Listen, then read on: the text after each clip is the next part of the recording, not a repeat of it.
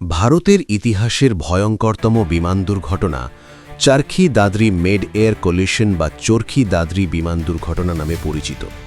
12 November 1996 হরিয়ানার চারখি দাদরি জেলা, যেটি দিল্লির কাছাকাছি অবস্থিত, এখানে মাঝ আকাশে দুটি বিমানের মধ্যে সংঘর্ষ হয়, যা আজও পৃথিবীর ইতিহাসের সবচেয়ে ভয়াবহ মিড এয়ার কোলিশন হিসেবে পরিচিত। এই বিমান দুর্ঘটনায় মোট নিহত হন 349 জন। এখন প্রশ্ন হল যে কিভাবে এই দুর্ঘটনা ঘটল। 1996 সালের সেই সন্ধ্যায় দিল্লির আকাশে দুটি বিমান একসাথে একই এয়ারস্পেসে প্রবেশ করছিল। প্রথম বিমানটি সাউদিয়া ফ্লাইট 763, যেটি দিল্লি থেকে জেদ্দা যাচ্ছিল, তার একবার দাঁড়ানোর কথা ছিল সৌদি আরবের দাহারানে। যাত্রী এবং ক্রু মিলিয়ে মোট 312 জন ছিলেন। এই বিমানটি একটি বোয়িং 747 বড় যাত্রীবাহী বিমান ছিল। বিমানটি দিল্লি থেকে টেক অফ করার পর 14,000 ফুট উচ্চতায় উঠছিল। অপরদিকে দ্বিতীয় বিমান, যেটি ছিল কাজাখিস্তান এয়ারলাইন্স ফ্লাইট 1907, এই বিমানটি কাজাখিস্তানের চিমকেন্ট থেকে দিল্লি আসছিল। বিমানটি ছিল ইলিউশন IL-76, যার যাত্রী ও ক্রু মিলিয়ে 37 জন ছিলেন। এই বিমানটি দিল্লিতে নামার জন্য 15,000 ফুট উচ্চতায় নামছিল। সন্ধে প্রায় 6:40 দিল্লির দক্ষিণ পশ্চিমে আকাশে সেই অভিশপ্ত ভয়াবহ দুর্ঘটনাটি ঘটে। ঘটনার আগের মুহূর্তে এয়ার ট্রাফিক কন্ট্রোল থেকে কাজাখিস্তানের বিমানকে নির্দেশ দেওয়া 15,000 ফুটে স্থির থাকতে, কিন্তু ভাষাগত সমস্যা ও ভুল বোঝাবুঝির কারণে পাইলট 13,000 থেকে 14,000 ফুটে বিমানটিকে নামিয়ে নিয়ে আসে।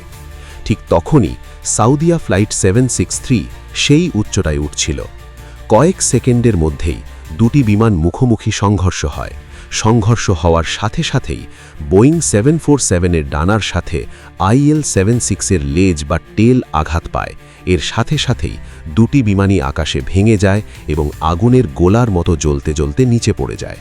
দুর্ঘটনার ভয়াবহতা এতটাই বেশি ছিল যে ধ্বংসাবশেষ ছড়িয়ে পড়ে প্রায় 10 কিলোমিটার এলাকা জুড়ে। দুর্ভাগ্যজনকভাবে 349 জনের সকলেই মারা যান। তদন্ত করতে গিয়ে প্রধান কারণ হিসেবে উঠে আসে উচ্চতা ভুল। কাজাখিস্তান এয়ারলাইন্স বিমানটি ATC নির্দেশ মানেনি। তাকে 15,000 ফুটে উচ্চতায় থাকতে নির্দেশ দেওয়া হয়েছিল, কিন্তু পাইলট 13,000 থেকে 14,000 ফুটে নামিয়ে নিয়ে আসে। এর মূলত কারণ ছিল ভাষাগত সমস্যা। রাশিয়ান ভাষাভাষী পাইলটরা ইংরেজি নির্দেশ ঠিকমতো বুঝতে পারেননি। কলিশন ওয়ার্নিং সিস্টেমের অভাব, অর্থাৎ তখন অনেক বিমানে TCAS বা ট্রাফিক কলিশন অ্যাভয়েডেন্স সিস্টেম ছিল না।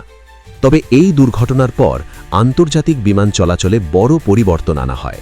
যেমন বেশিরভাগ আন্তর্জাতিক বিমানে TCAS বা ট্রাফিক কলিশন অ্যাভয়েডেন্স সিস্টেম বাধ্যতামূলক করা হয়। এয়ার ট্রাফিক কন্ট্রোলের নিয়ম আরও কঠোর করা হয়। পাইলটদের ইংরেজি যোগাযোগের মান উন্নত করা হয়।